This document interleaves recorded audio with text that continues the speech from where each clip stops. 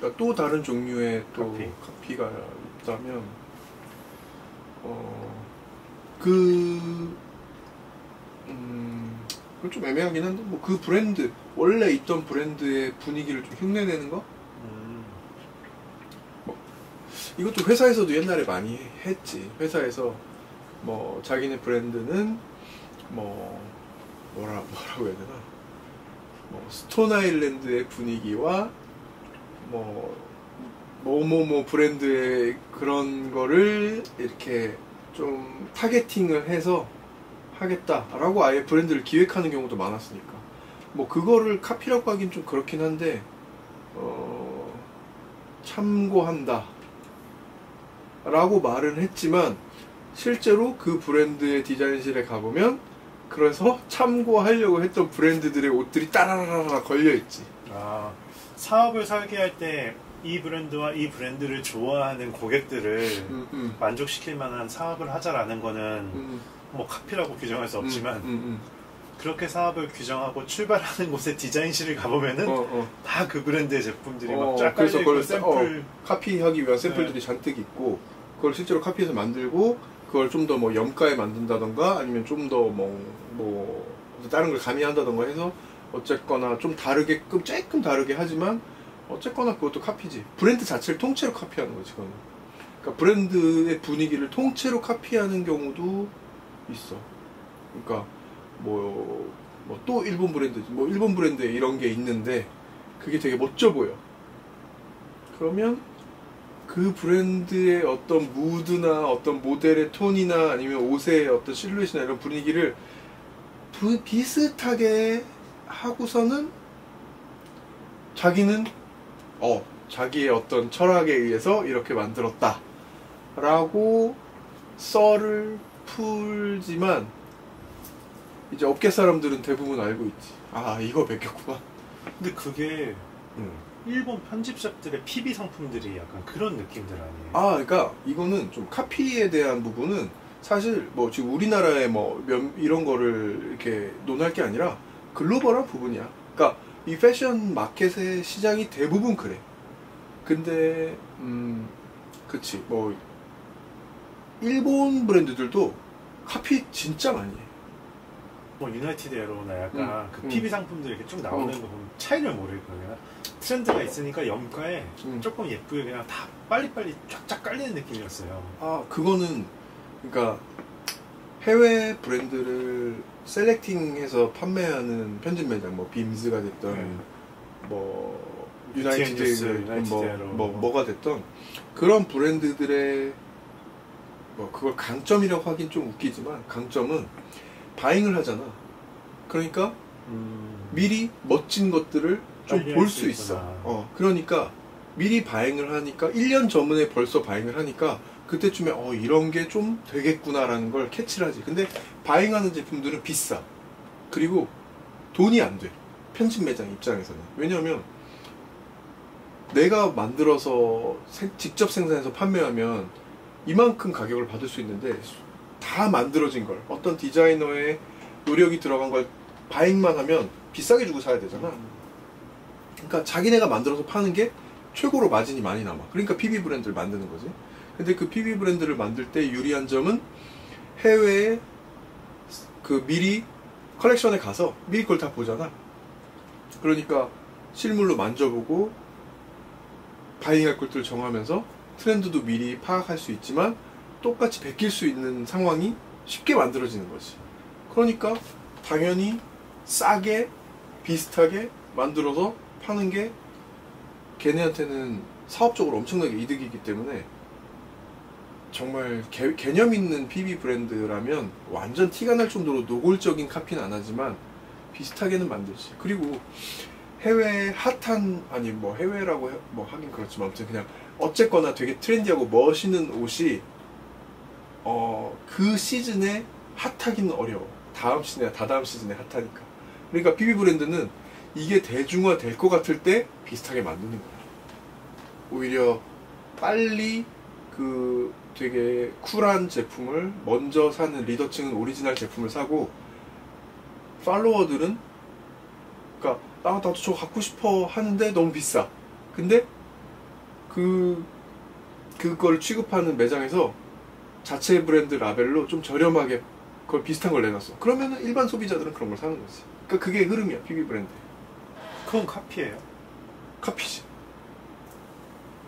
그치만 너무나 공공연히 오랫동안 자행돼 왔던 일이기 때문에 그냥 그러려니 하는 거지 근본적으로는 카피지. 좀 더 대중적으로 사람들이 좀 쉽게 다가갈 수 있게 만든 거 자체는 의도 자체는 카피는 맞고 어떤 상업적인 그런 거에 기반을 하기 때문에 그럴 수밖에 없고, 이건 또 세계적으로 뭐 같은 부분이야. 그러니까 어떤 디자인을 출발시키기 위해서는 어떤 베이스를 소스로 하는 경우가 대부분이야. 그러니까 이거는 한국뿐 아니라 뭐 일본, 뭐 유럽의, 미국의 많은 디자이너들이 비슷한 작업을 하고 있어. 그래서 뭐 옛날에 뭐 마크 제이콥스가 요번에는 60년대 어떤 거에서 영감을 얻어서 이렇게 했다라고 하는 건 60년대 빈티지 아이템들에서 소스를 얻어서 디자인을 풀었다라고 말하는데, 그 소스를 얻어서 디자인을 풀었다라는 거에 해석이 뭐냐면 60년대 빈티지 옷들을 디자인실에 갖다 놓고 자기네들의 그런 어떤, 그러니까 이거는 뭐 말로 설명하기 어려운데 해석을 담은 거야. 그래서 아무튼 뭐 이자벨 마랑의 예를 들자면, 내가 이자벨 마랑 매장에서 이자벨 마랑의 옷을 보면 진짜 70년대 80년대 빈티지 옷들이 되게 많이 사용이 됐구나 라는 거를 정말 느끼면서 너무 재밌게 보거든. 그 옛날에 이자벨 마랑 그런 느낌을 줬던 거예요, 님한테? 그러니까 요즘 나는 이제 옷 구경을 많이 안 하니까 잘 모르지만, 아무튼 옛날에 내가 봤을 때 그 너무 매력적인 요소, 그러니까 이자벨 마랑도 어떻게 보면은 프랑스의 내셔널 브랜드인 거잖아. 그러니까 자기 디자이너 본인의 이름을 걸고 작업을 하지만 어쨌거나 좀 옷을 푸는 방식은 소위 말하는 아까 말했던 내셔널 브랜드에서 옷을 푸는 방식이랑 비슷해. 그런 느낌인데 그러니까 잘한다, 소위 내가 멋지다라고 생각하는 브랜드에서 옷을 해석하는 방식은 카피의 영역이 아닌 이제 재해석의 영역인 거지. 그러니까 그 재해석의 영역이라고 하는 거에 여러 가지 이 요소들이 있는데, 뭐 예를 들어서 먼저 설명한 이자벨 마랑을 예를 들자면, 뭐 아마 70년대 80년대에 뭐 그때는 되게 커팅이 되게 복잡스러운 가죽 자켓이 많았어. 그래서 많은 노동력과 좀 잡스러운 일을 많이 해야 되는 옷들이 유행이었는데, 그게 지금 보면 꽤 재밌어, 옷들이. 그래서 그때는 메이드 인 코리아인 가죽 자켓도 많아. 옛날 70년대 80년대 그때 한국의 봉제 산업이 저가의 지금의 중국 베트남에서 하는 일을 한국이 했으니까. 근데 아무튼 그때 어떤 가죽 자켓 중에 되게 독특하고 재밌는, 어깨 뽕 들어가고 여기 막 커팅 막 여러 개 있고 뭐 거의 마이클 잭슨의 그 80년대 느낌을 갖고 있는 옷들이 많이 유행했으니까. 근데 그때 유행이 시간이 얼마 지나지 않았지만 엄청나게 촌스러운 옷이지. 그러니까 지금 우리 엄마 아빠의 앨범을 보면, 물론 지금 보면 그걸 트렌디하다고 볼 수 있지만 어쨌거나 우리가 어릴 때 엄마 아빠 앨범 보면 완전 촌빨 장난 아닌 옷들이 막 있잖아. 근데 그게 돌고 돌아 지금은 또 그게 되게 멋있는 거야. 근데 그거를 뭐 예를 들어서 이자벨 마랑이 어디 벼룩시장에 구경 다니다가 너무 재밌어서 픽했어. 그럼 그 픽 한 게 곧 디자인 출발인 거야. 근데 이거는 디자인에 임자가 없잖아. 뭐 물론 뭐 거기에 어떤 라벨에 옛날 디자이너 이름이 있을 수도 있고 뭐 있지만 그 디자이너가 뭐 망해서 없어졌어. 그럴 수도 있고 아니면 남아있을 수도 있는데, 어쨌거나 그 디자인이 지금은 전혀 유행이 아니야. 그러니까 전혀 매거진에도 나오지 않고 일본 잡지에서 이게 유행입니다라고 설명한 적도 없지만 본인은 그게 예쁘다고 생각해서 본인이 픽했어. 그럼 그게 디자인의 출발이고 거기서부터 재해석이라는 게 일어나는 거지. 그러니까 이거는 카피의 영역이 아닌 거야. 세계의 많은 브랜드들이 이런 식으로 디자인을 해. 그게 빈티지가 됐건 아니면 빈티지가 아니어도 꽤 괜찮은 옷이 있는데, 이거를 뭐 유행이나 이런 거에 상관없이 내 테이스트에 완전히 멋있기 때문에 이걸 어떻게 한번 쪼개서 내 스타일로 한번 만들어 보겠다라고 하는 거는 카피의 영역이 아니라 재해석의 영역이라고 하는데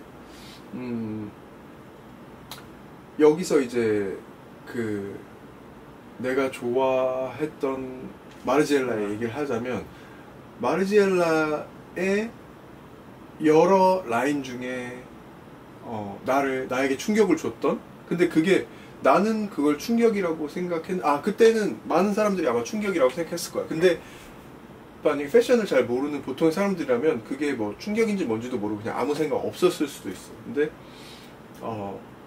그 마르지엘라의 그 레플리카 라벨이 딱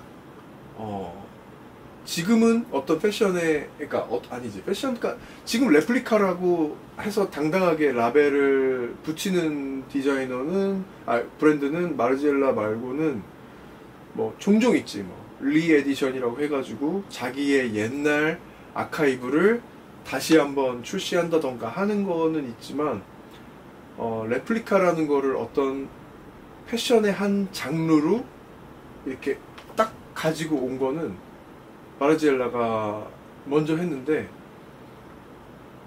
그게 되게 존경스러운 그러니까 마르지엘라가 했던 작업 중에 많은 그러니까 보통 막 디자이너의 디자이너라고 하잖아. 그러니까 그게 왜 그러냐면, 왜 마르지엘라에서 영감을 얻었다라는 말이 나오냐 하면 전에 없었던 개념을 도입한 거야. 근데 처음에 그 도입했을 때는 다 말이 많았어. 이게 뭐 하는 짓이냐, 이게 무슨 디자인이냐 그랬지만 지금은 그게 당연한 것처럼 받아들여진다. 예를 들어서 리바이스를 해체해서 막 뭐 나름대로 만들었어. 근데 많은 브랜드들에서 그렇게 하잖아. 근데 마르지엘라가 처음에 그걸 했을 때는 아무도 그런 개념을 생각하지 않았지. 아니 누군가는 했지, 그런 일을. 뭐 할머니나 아니면은 옷에 심취해 있는 학생들이 재미로 나 리바이스 청바지 구제시장에 막 5,000원에 널려 있으니까 사서 쪼개가지고 입는 거를 했지만, 이거를 아무도 디자인이라고 인정해주지 않았고, 뭐 그냥 어떤 소꿉장난, 그러니까 어떤 취미생활 같은 느낌으로 여겼지만, 마르지엘라는 그거를 리바이스를 해체해서 뭔가를 만든다? 라는 이 개념이 디자이너가 하는 영역이다 라고 생각을 해버렸어. 그러니까 중고 청바지를 사다가 페인트를 발라. 그리고 마르지엘라 내 라벨을 달아. 그러면 이건 내 옷이야. 나는 이 개념이 왜 멋있다고 생각했냐 하면, 이제 듀샹 얘기가 나왔는데 그러니까 내가 그 마르셀 듀샹의 그 여러 작업들 중에 뭐 멋있는 그 뭐라 그러나, 그림도 아니고 조각도 아니고 그걸 뭐라 그러지? 설치 미술? 뭐 설치에 가깝지. 설치 중에 멋있는 게 많은데, 그런 거를 차치하고서라도 내가 되게 멋있다고 생각했던 개념 중에 하나가 레디메이드라고 뭐 그렇게 부르더라고. 그런 게 있어. 근데 그게 뭐냐 하고 간단하게 설명을 하면, 아마 그 다다이즘이라는 것이 이거를 다다라고 부르자라고 맞아. 했던 그 운동, 그런 붐을 일으킨 사람들이 여러 그룹이 있는데, 뭐 피카비아도 있고 뭐 베이컨도 있고 맞아. 뭐 여러 멋진 사람들이 있지만, 마르지엘라가 한 것 중에 가장 마르지엘라래. 듀샹이 한 것 중에 제일 독보적인 것 중에 하나가, 상점에서 파는 물건을 사다가 자기 사인을 하고 작품이라고 판 거. 그게 이제 대표적인 몇 가지 있지만, 아무튼 뭐 눈삽. 작품 이름도 눈삽이야, 아마도. 근데 그 철물점에서 파는 눈삽이 듀샹 본인이 봤을 때는 너무, 그러니까 내 생각에는 마르지엘라가 듀샹의 영향을 받았다고 생각해, 나는. 그렇기 때문에 나도 지금 듀샹이랑 마르지엘라랑 좀 헷갈리는데, 듀샹이 그 철물점에서 그 눈삽을 보고 손잡이랑 이 봉도 사실 나도 보니까 예뻐, 멋있어. 그리고 이 앞에 철제로 된 이 이 눈을 푸는 이것도 되게 예쁘고 손잡이도 예뻐. 근데 그 예쁘다는 게 너무나 뭐 나는 이제 그 물건을 몰랐으니까 예쁘지만 미국에서 일상적인 삶을 사는 사람들한테 너무나 평범한 물건인 그쵸. 거야. 그러니까 우리가 봤을 때는 거의 CU 편의점의 얼음컵 같은 수준이야. 그냥 아무런 그런 매력을 느낄 수 없는 물건이야. 그냥 눈치 오는 데 쓰는 물건인데 길에서 볼 수 있는 흔한 물건. 뒷시장은 어떻게 보면은 유럽에서 뉴욕으로 왔기 때문에 그게 특이해 보였을 수도 있어. 근데 그걸 보고 아름다움을 느끼면서 자기 사인을 넣고 이거를 출품을 했을 때 미술계에서 얼마나 발칵 뒤집어졌겠어. 그쵸. 장난 이게 아니야? 뭐 예술이냐. 지금 철물점에서 파는 거 걸어놓고 이걸 작품이라고 판다. 그러니까 자기가 그 물건을 셀렉했다라는 것 자체가 작품 활동이 시작된 거인 거잖아. 그러니까 남들이 아무도 아름다움을 느끼지 못했는데, 그러니까 지금 현대미술에서는 그런 개념이 흔해졌어.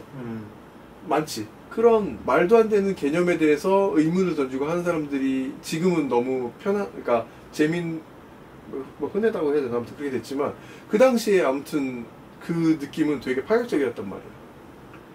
근데 내가 딱 마르지엘라가 레플리카라는 라벨을 만들었을 때 딱 그 느낌을 받았어. 독일군 운동화? 당연히 되게 많이 신고 다녔지, 유럽에서는. 그 신발이 어떻게 보면은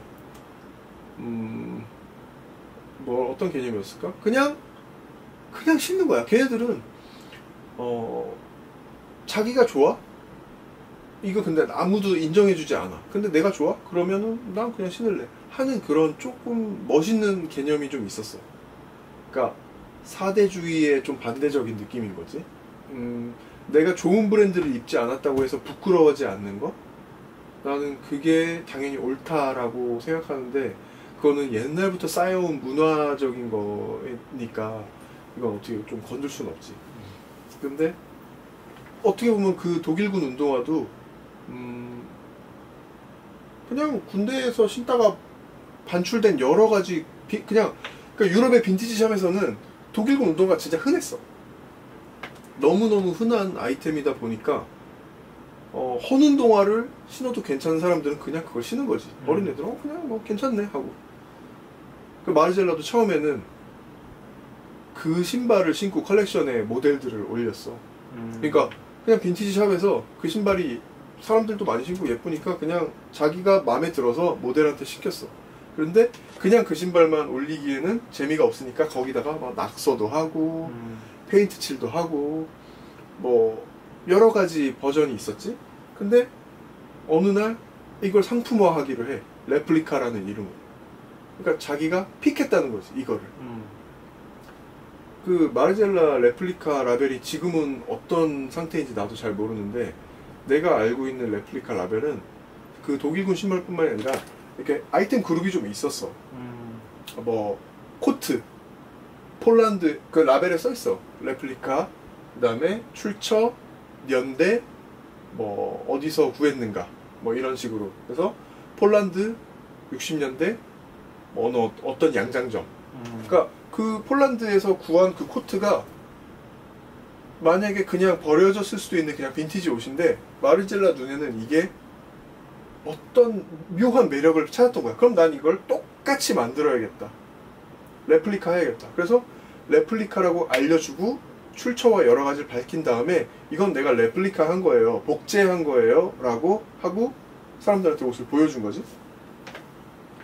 그게 레플리카라는 라벨인데, 이게 한국에서 통용되는 그 레플리카랑은 전혀 다른 개념인 거지. 그러니까 그 무슨 생로랑의 에디 슬리먼 생로랑의 테디 자켓을 똑같이 레플리카 했어요 라고 하는 거는 그냥 개 쓰레기 짝퉁인 거고. 그러니까 아까 그 처음에 말했던 그 의도랑 똑같은 거야. 이걸 내가 레플리카 하기 위해서 남들은 전혀 알아보지 못했지만 내가 픽했고 이거를 충실히 복원했다. 그러니까 레플리카 이퀄 리프로덕션, 복각. 그러니까 복각이랑 똑같아. 근데 복각만을 하는 사람이 아님에도 불구하고 마르젤라는 복각이라는 어떤 장르를 하이 패션으로 사용한 거죠. 그러니까 어떻게 보면 복각을 막 하는 브랜드들이 있잖아. 뭐 맥코이도 있고, 뭐 이스트맨 레더도 있고, 버즈릭슨도 있고. 그러니까 걔네들은 그냥 복각 브랜드야.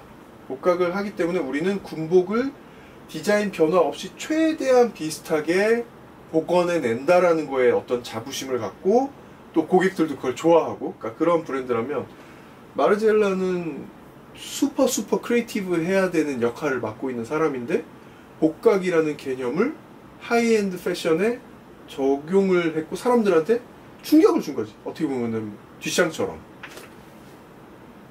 그러니까 처음에는 사람들이 논란이 많았지. 그 레플리카? 레플리카는 원래 패션에서는 금기되는 말 아닌가?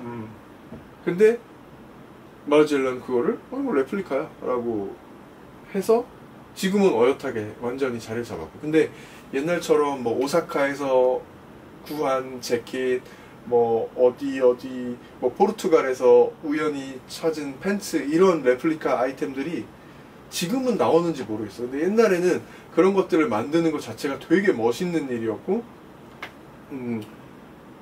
이 사람이 마르지엘라의 눈으로 멋져서 이걸 복각했구나 라고 이걸 보는 것도 되게 재밌었고, 군복도 있어. 그러니까 독일군 신발도 어떻게 보면 밀리터리 계열이니까 군복들 중에도 마르지엘라 레플리카 아이템이 있긴 있는데, 뭐 그러니까 이 레플리카라는 이 개념은 카피는 아니야. 왜냐하면 무엇을 베꼈다? 그러니까 베꼈다라는 거는 나쁜 의미지만 무엇을 그대로 따라했다라는 거를 출처를 밝히고 내가 이걸 따라함으로써 이걸 내가 지금의 패션으로 소개하고 싶었다라는 의도가 있는 거지, 최신 유행하고 뭐 이거를 내가 뭐 그러니까 돈이 될 것 같으니까 내가 이걸 만들었다라는 의도로 만든 게 아니잖아.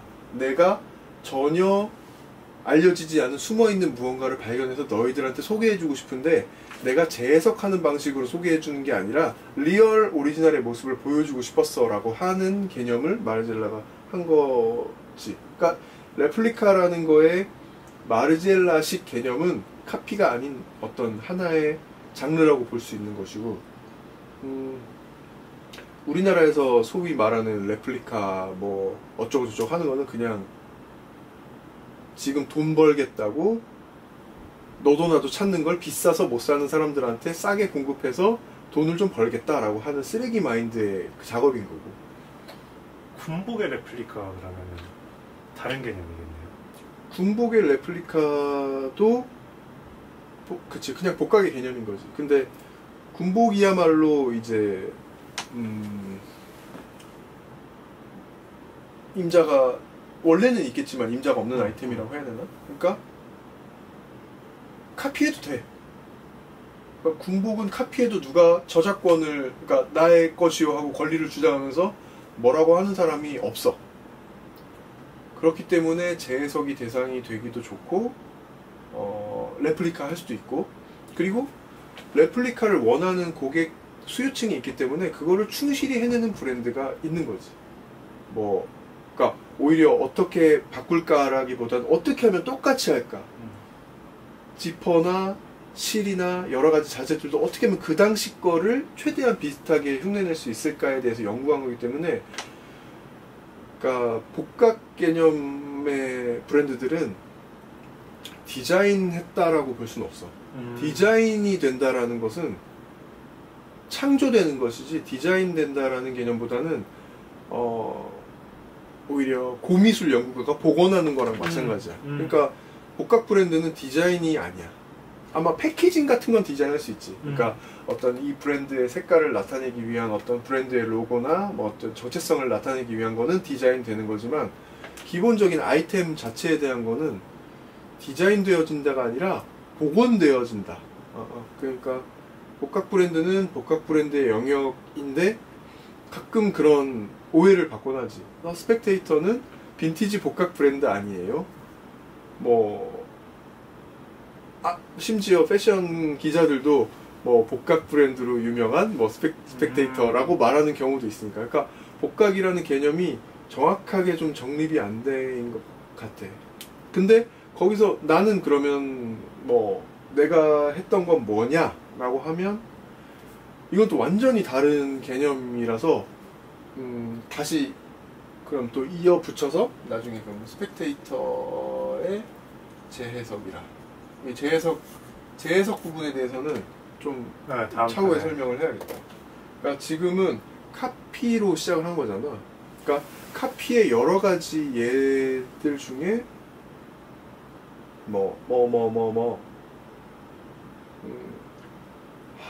또 점프 뛴 것 같아. 아니에요. 그러니까 아까 이자벨마랑 얘기했던 부분이 그런 거야. 그러니까 아무도 관심 없었지만 본인이 예뻐서 본인이 이거 뭐지? 하고 픽해서, 그러니까 이자벨마랑 컬렉션 보면은 되게 레트로한 분위기가 많잖아. 그 레트로한 분위기는 그 디자이너의 취향인 거야. 그러니까 어떤 60년대, 70년대, 80년대 복고적인 성향에 되게 관심이 많아. 그러니까 그 복고적인 빈티지 아이템들을 구해서 그거를 자기식으로 해석한 아이템들로 이거저거 막 푸는 게 마랑 컬렉션인데, 그런 느낌이 그 디자이너의 테이스트를 가미한 디자인되었다라고 하는 제품들인 거지. 재해석되었다라고 하기에는 재해석 맞지. 그러니까 재해석된 건데 그쪽 테이스트인 거야. 되게 장르가 엄청 다양한 거지. 그러니까 이자벨마랑은 약간 그런 개념이고, 그러니까 카피하는 방식 중에 아까 비슷한 폰트를 흉내낸다, 유행할 것 같은 아이템을 비슷하게 만든다, 여러 가지가 또 있는데 더 많은데 이거 어떻게 설명하지? 근데 확실한 거는 디자이너로서 디자인을 했다라는 것들은 주인이 없는 디자인, 혹은 그게 오리지널이든 오리지널이 아니던 유행이 아니었던 물건을 픽해서 이거를 내가 디자인해서 다시 누군가에게 선보이고 싶어라는 의도가 있으면은 얘는 디자인의 영역이고 복각 레플리카의 영역인데, 레플리카보다는 재해석 영역이지. 재해석 그러니까 레플리카는 그걸 픽해서 복원해서 소개시켜주는 개념인 거고. 그러면 제가 말한 건 재해석의 영역이고, 복각한다, 이거는 디자인의 영역이라는 것보다는 그냥 이 제품을 그대로 나는 기술적으로 그냥 똑같이 한번 해서 옛날 걸 지금에도 느끼게 하고 싶어. 그런 의도.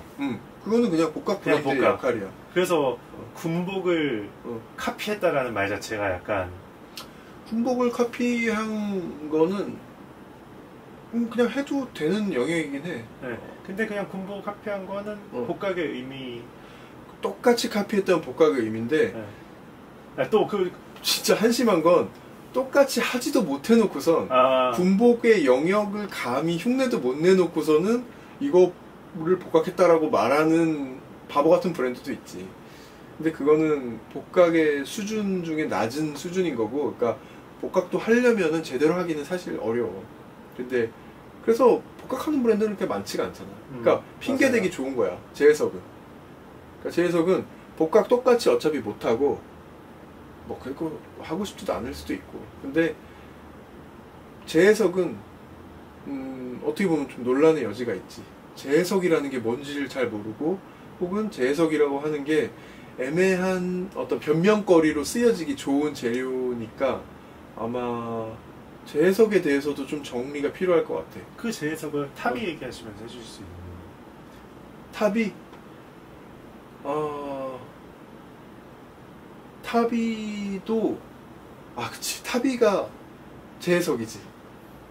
그러니까 아무도 관심 없었던 그 아이템을 재해석하겠다고 마음 먹은 것도 대단하지만 거기에서 아름다움을 느꼈으니까. 일본의 전통 신발인데 그냥. 그치, 노가다 하시는 분들이 신는 원래 작업화인데 그거를 패션의 영역으로 이거 되게 독특하고 멋있네라고 느꼈고, 그거를 자기화시켜서 어떤 여자 구두로. 그러니까 원래 마르지엘라가 지금도 있었다면 지금 남자도 타비 신발 나오잖아. 네네.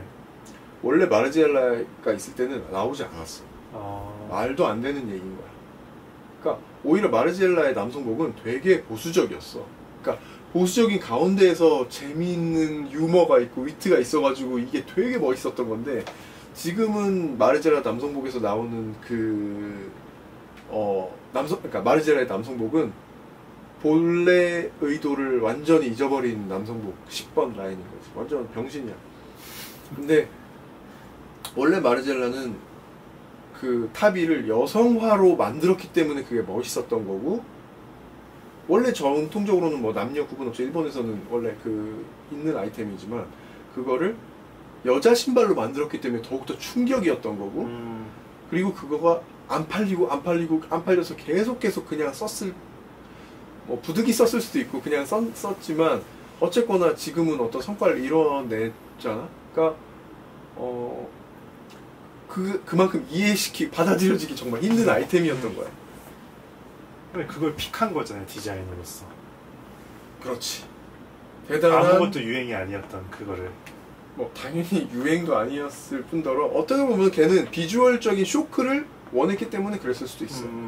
그러니까 더 실험적이고 진보적인 걸 해야 했기 때문에 나는 자신감 있게 선택했다라고 나는 생각을 하는데, 뭐 깊은 뜻은 모르지. 이게 이렇게 커머셜하게 성공할 거라고는 나도 별로 기대하지 않았을 거라고 생각해. 근데 지금 마르젤라가 떠난 마르젤라가 브랜드가 지금 이렇게 된 거는 기본 베이스가 워낙 탄탄했기 때문에, 그런 어떤 아이템에 대한 해석 방식이라던가 뒤틀고 꼬고 쪼개는 이 방식 자체가 워낙, 그러니까 이거 리바이스 얘기를 또 해야 되는데 이거 진짜 시간 없지 않아? 우리 여기까지 해서 오케이. 줄이고. 네. 지금 근데 이것 자체도 지금 2부로 나눌 수 있지 않나? 네, 맞아요. 카피, 지금 레플리카 여기까지 딱 왔어요. 몰라. 아무튼 그러면은 여기까지. 지금 사안들이 너무 많은데, 지금 이제 고객들이 원했던 지금 다른 지금 이야기까지 진행이 안 될 정도로 지금 너무 이야기가 많았으니까 조금 이거를 보기 좋게 내가 너무 반복되는 얘기한 거나 이런 건 좀 걸러가지고 해가지고 좀 만들고 이거를 잘 붙여서 이어보자. 나도 지금 그 정신이 제대로 될지 모르겠는데 오늘은 여기까지.